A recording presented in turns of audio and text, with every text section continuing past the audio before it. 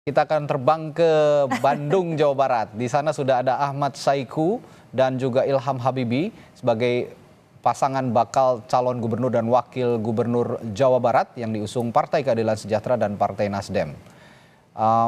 Kita ketahui PKS punya kekuatan cukup mumpuni di Jawa Barat dan didukung juga oleh Partai Nasdem yang sebelumnya juga mengusung gubernur yang menang di pilkada sebelumnya, ini Ridwan Kamil. Ini kalau saya tidak salah Partai Nasdem ini justru pada saat itu yang pertama kali mengusung Ridwan Kamil di pilkada Jawa Barat dan akhirnya memenangkan pertarungan. Tapi Ridwan Kamil sudah on the way ke Jakarta katanya, sudah OTW gitu.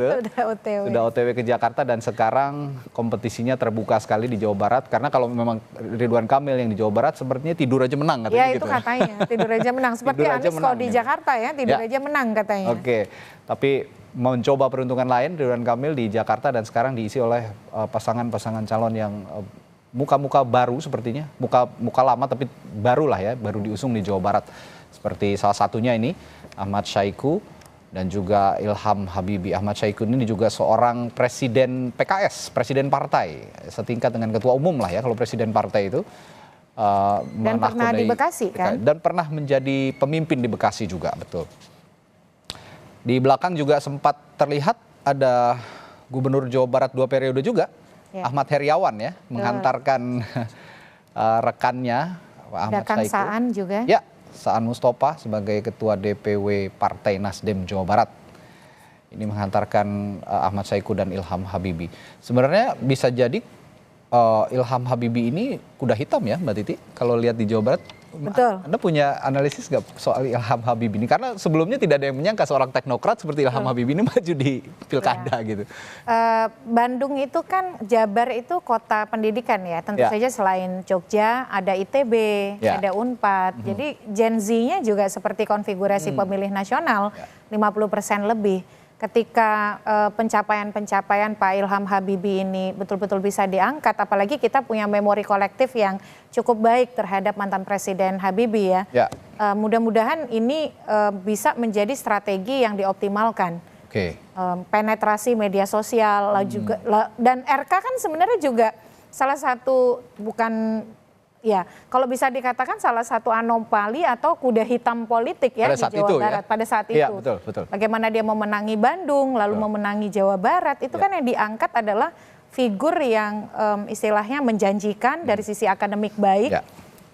Dan Bandung ini juga punya generasi Z yang banyak sebenarnya. Banyak sekali, Jawa Barat 50% lebih, 55% lebih. Ya, saya lihat Jawa Barat punya generasi Z yang cukup banyak dan kita kenal PKS juga sekarang sepertinya sudah bertransformasi menjadi partai modern ya. Betul, partai yang terbuka. Partai yang terbuka yang tidak lagi yang hanya melulu mengedepankan keagamaan, sisi keagamaan ya, sisi Islam begitu. Tapi bertransformasi menjadi partai modern, kader-kadernya juga dikenal dengan high tech gitu ya, militansi high tech. Dan seorang Ilham Habibie kita ketahui putra seorang presiden B.J. Habibie yang memberanikan diri akhirnya seorang teknokrat ini maju menjadi bakal calon wakil gubernur di Jawa Barat. Dan tentu saja anggapan publik terhadap Ilham Habibie ini juga pasti orang yang pintar begitu ya, high tech gitu, sangat mengerti sains. Ini punya ketertarikan tersendiri bagi para pemilih di Jawa Barat yang punya dari salamnya saja udah kelihatan Mas Radi ya, berusaha untuk menjangkau betul-betul kelompok muda. Kelompok muda, iya. Banyak penggemar drama Korea di Jabar sepertinya. Dan cukup menjanjikan kita melihat Ahmad Saiku dan Ilham Habibie ini yang akan bersaing juga dengan Deddy Mulyadi nanti. Dan satu lagi nanti mungkin usungan dari PDI Perjuangan, kita belum tahu siapa. Ini satu lagi juga agak misterius ini. Sempat beredar juga kemarin poster ataupun baliho digital dari Sandiaga Uno dan Ono Surono. Tapi belum tahu, ini masih tarik-menarik begitu, dinamikanya masih terus berjalan meskipun hari ini hari terakhir. Ada juga yang info katanya Mbak Putih. Ya, Mbak Putih, Guntur Soekarno Putri yang akan diusung begitu ya. Dan PDI Perjuangan ini juga punya punya sejarah panjang lah ya di Jawa Barat, di Pilkada Jawa Barat. untuk berkompetisi begitu dengan partai-partai. Dan sepertinya memang dengan PKS belum pernah saya mendengar PDI Perjuangan ini berkoalisi ya kalau di Jawa Barat. Belum pernah belum ya? Pernah ya. Kalau saya perhatikan belum pernah. Betul. Dan tarung kan kemarin Ahmad Heriawan, Mbak Rieke Diah Pitaloka. Ya, selalu bertarung. Betul. Selalu mencalonkan calonnya masing-masing.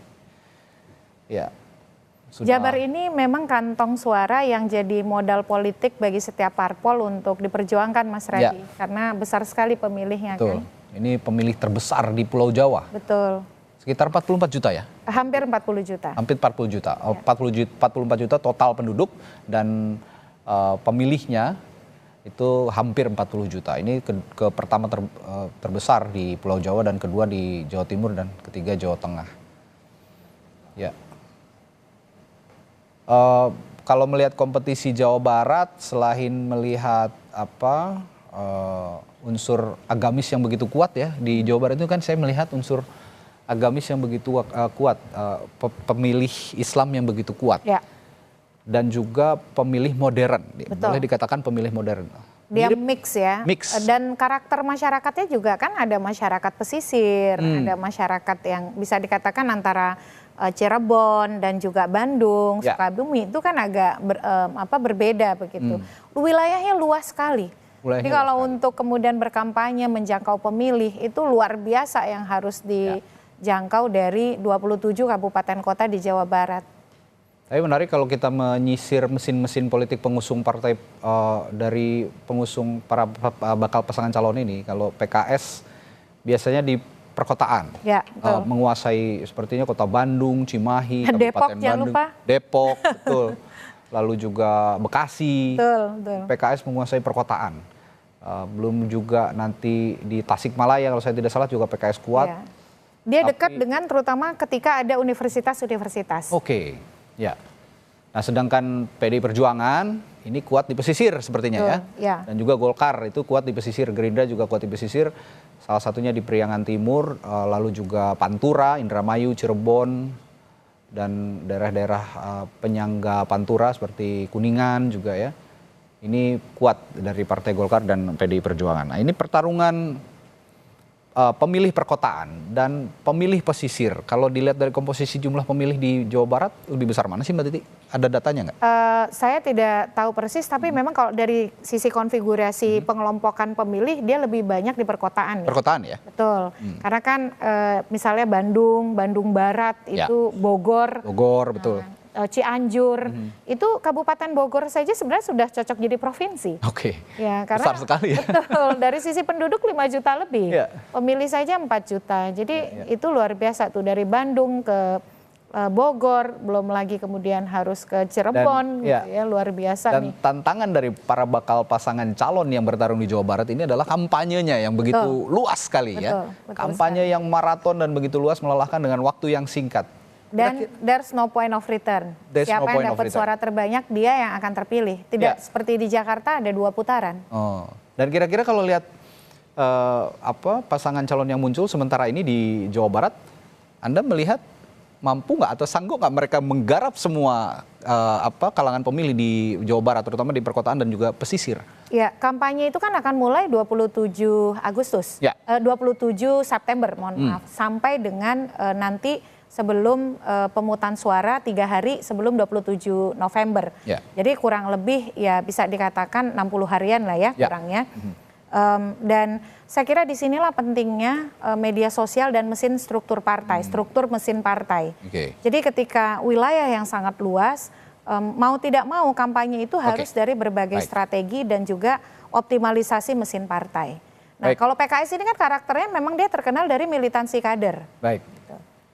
Kita akan jeda dulu untuk kembali lagi sesaat lagi, tetaplah di Breaking News Kompas TV.